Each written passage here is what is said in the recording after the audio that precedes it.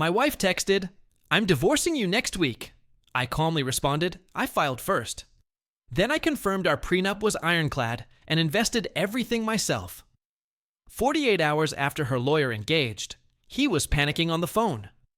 38 Mail was staring at a quarterly budget projection on my monitor, one of those soul-sucking spreadsheets, when my phone buzzed. It was Amanda, my wife of 7 years. "Amanda, hey, just a heads up. I'm divorcing you next week. My lawyer will be in touch." Just like that. A casual bomb. For a second, the numbers on the screen blurred. System rebooted. I've always been a planner. It's how I run my small software business. It's how I entered my marriage. Amanda Moore.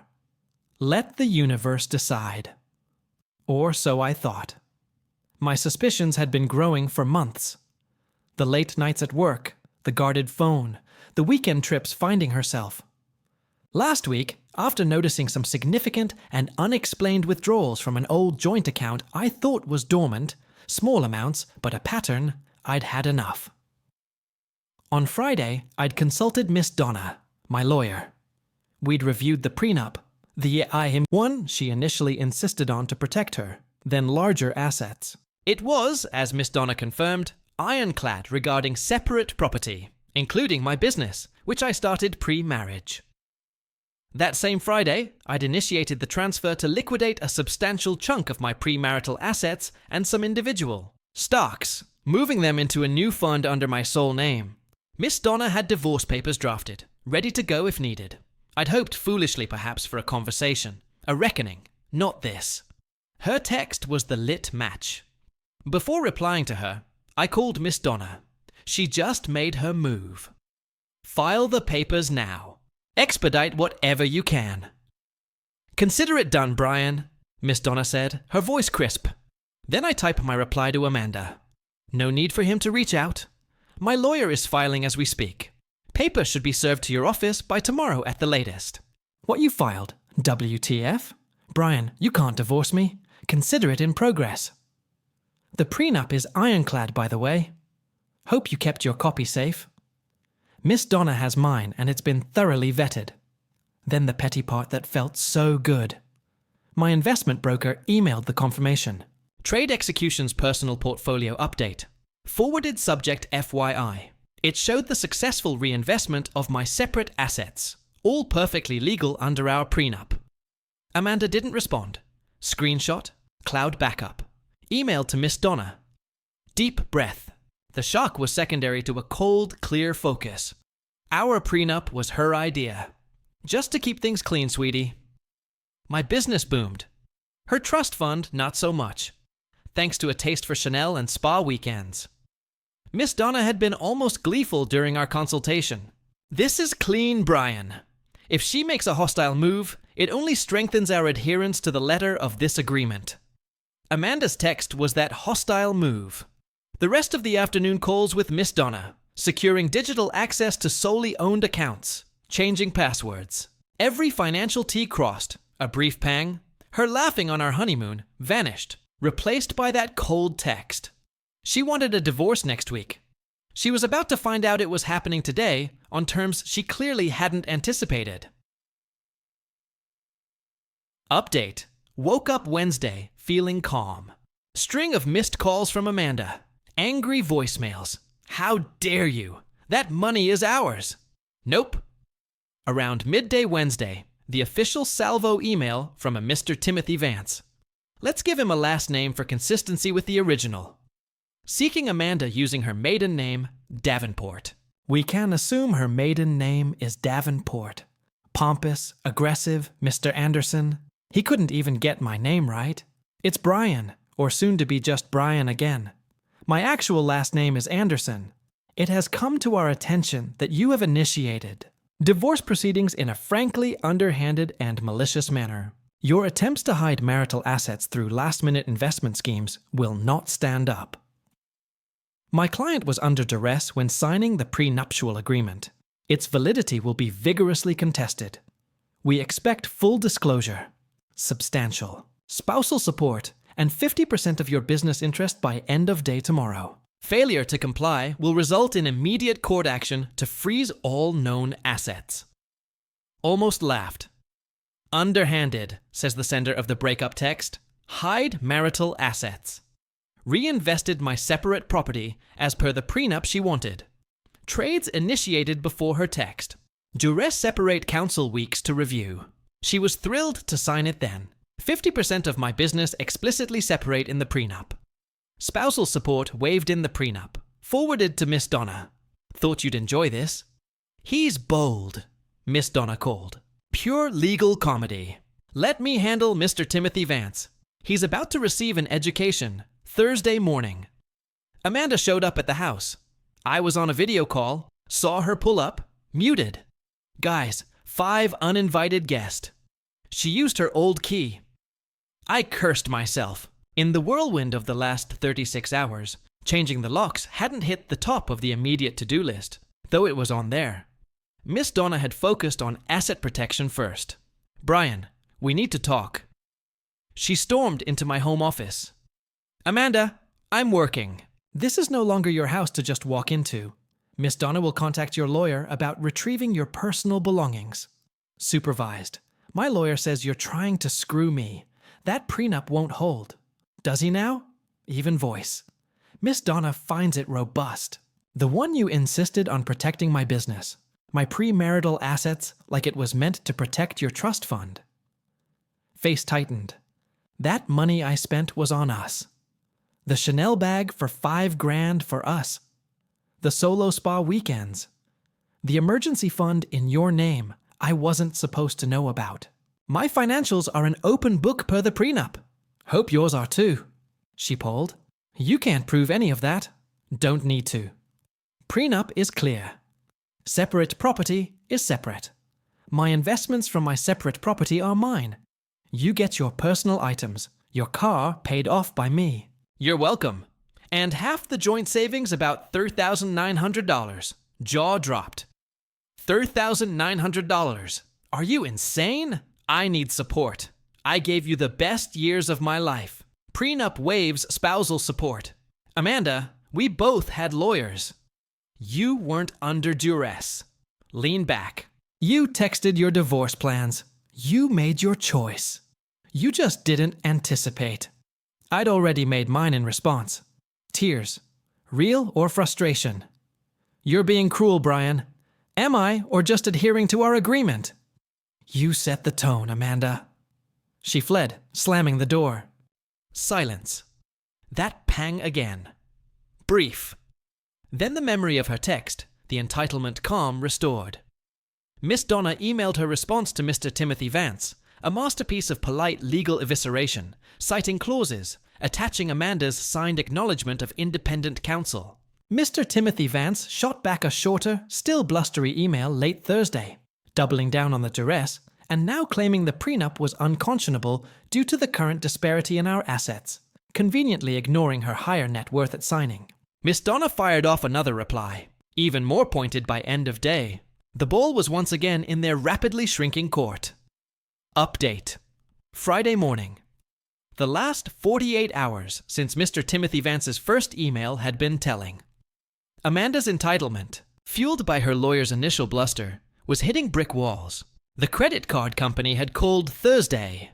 Amanda tried to report her card, old joint account, frozen, stolen by my vindictive husband, attempting large purchases. Declined. Fraud rep was understanding. My bank also called. She tried to withdraw the entire $7,800 from joint savings. Teller flagged it. Miss Donna equal fast. Amanda caused a scene shouted about her money. Mr. Timothy Vance's latest angle, hinted at in his Thursday bluster, and probably based on Amanda's desperate lies, was that my investments were with joint marital funds. Miss Donna's response to that had been swift. Please see Schedule A of the signed prenuptial agreement detailing Mr. Anderson's premarital assets and Schedule B detailing Miss Davenport's. The source of the recently invested funds align with Schedule A. We have all brokerage statements. Perhaps your client is confused. That confused line was pure Miss Donna. This morning, Friday, I was having coffee. Phone rang. Unknown number. Voicemail. Then a text from Miss Donna. Mr. to Timothy Vance's office. He's trying to reach you directly. Do not engage. He just called me. Voice several octaves higher than usual. I think the coffee and a careful read of our attachments have finally sunk in. A grim smile. Hyperventilating. Was he? This was roughly 48 hours since his initial engagement on Wednesday. Perfect. Called Miss Donna after 10 minutes. So, I said Reginald's enlightenment. Oops. Old habit meant Timothy's enlightenment. So I corrected Timothy's enlightenment. Miss Donna chuckled. Brian, it seemed Mr. Timothy Vance, or a competent paralegal, finally digested the prenup alongside the statements we said. His words, Miss Donna, there appears to have been a significant misunderstanding on our client's representations of the asset delineation. He sounded like he'd swallowed his wig. She continued, Amanda apparently forgot to tell him the extent of what she signed away, or that the brokerage account for your big investment was yours pre-marriage with all growth explicitly remaining separate property. He tried to pivot to unconscionable. I reminded him her net worth was higher at signing with her own counsel. He deflated. Miss Donna delivered the gem.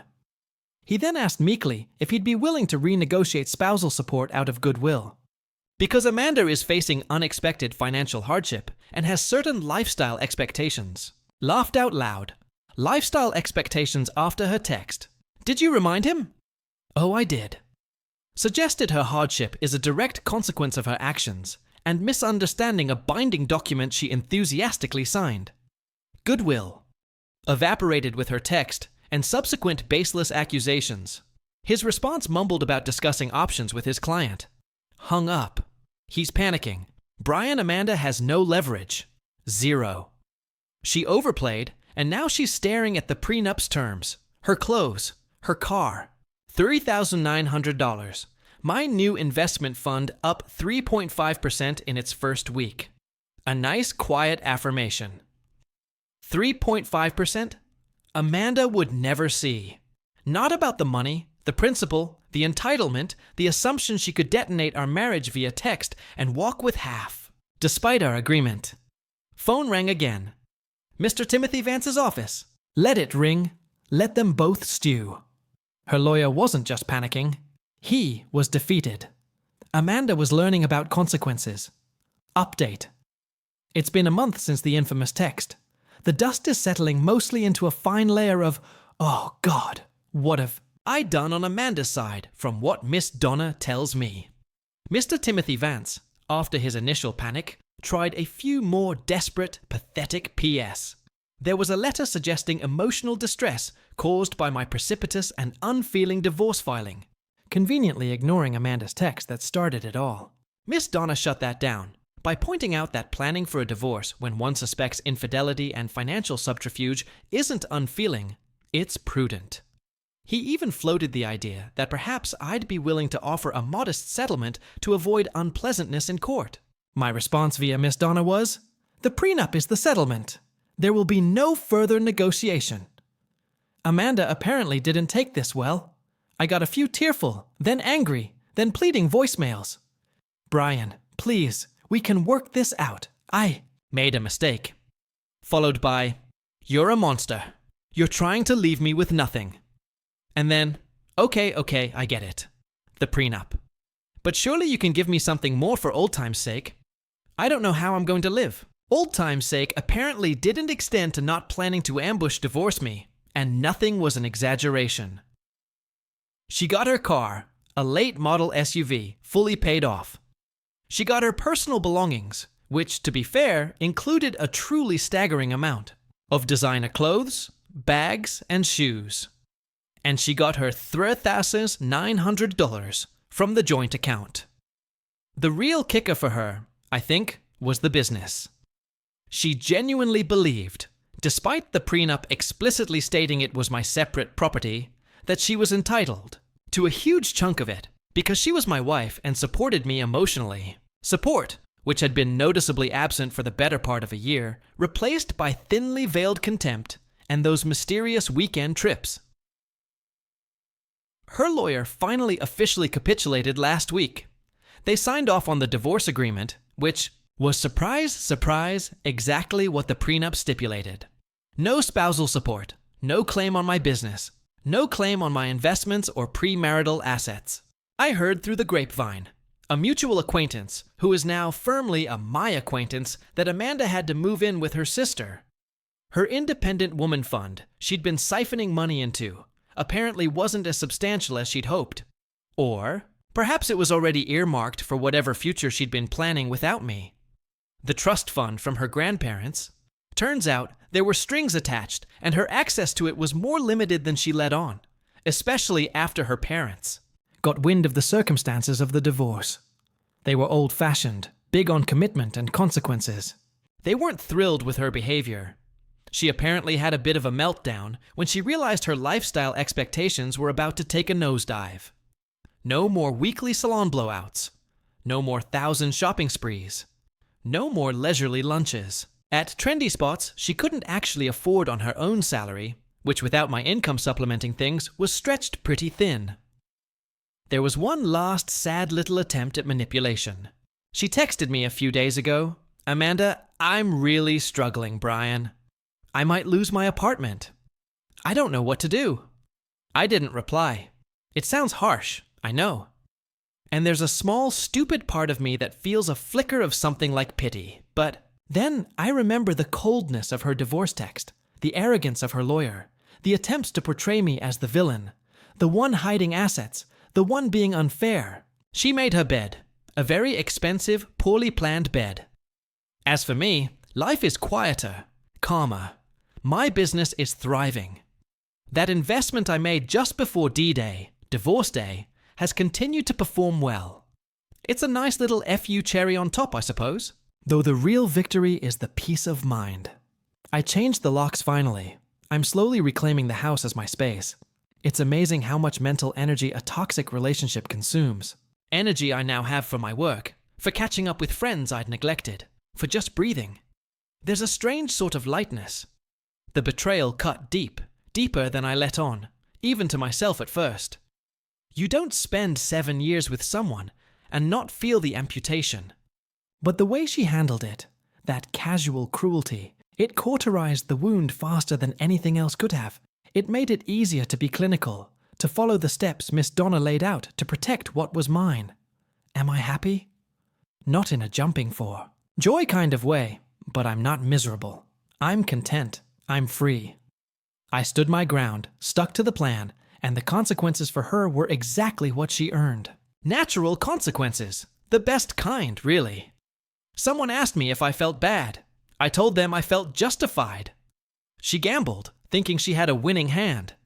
She didn't realize I'd already seen her cards and had an ace up my sleeve, the prenup she herself had championed. So, yeah, that's the story. No dramatic courtroom showdowns, no screaming matches. Well, only from her side. Just the quiet, methodical execution of a well-laid plan and a pre-existing agreement. She started it with a text. I ended it with a signature, and honestly, I sleep pretty damn well these days.